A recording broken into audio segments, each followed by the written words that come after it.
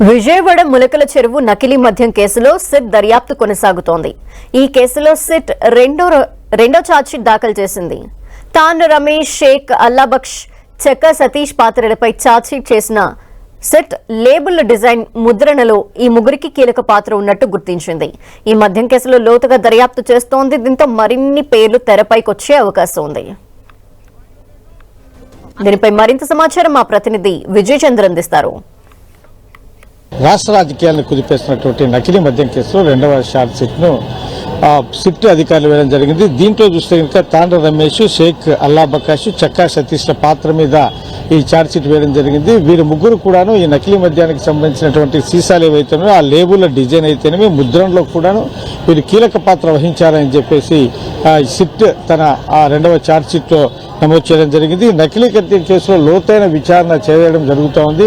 ఒకవైపు చూస్తే కనుక జయచంద్రారెడ్డి తెలుగుదేశం పార్టీ నేత అయితేనేమి, మాజీ మంత్రి వైసీపీ నేత జోగి రమేష్ కుటుంబ సభ్యులైతేనే వీరిద్దరి పాత్ర ఉందని చెప్పేసి సిట్ అధికారులు దీనికి సంబంధించినటువంటి విచారణ చేస్తున్న నేపథ్యంలో ప్రధానమైనటువంటి రెండు, ఒకవైపు చూస్తే కనుక అధికార పార్టీ, మరొక వైపు చూస్తే ప్రతిపక్ష పార్టీకి చెందినటువంటి కీలక నేతలు ఉన్నటువంటి నేపథ్యంలో దీనికి సంబంధించినటువంటి విచారణ అయితే కనుక సిట్ అధికారులకు ఒక సవాలుగా మారిందని చెప్పొచ్చు. ఈ నేపథ్యంలో ప్రతి ఛార్జ్ షీట్ కూడాను కీలకంగా మారిందని చెప్పొచ్చు.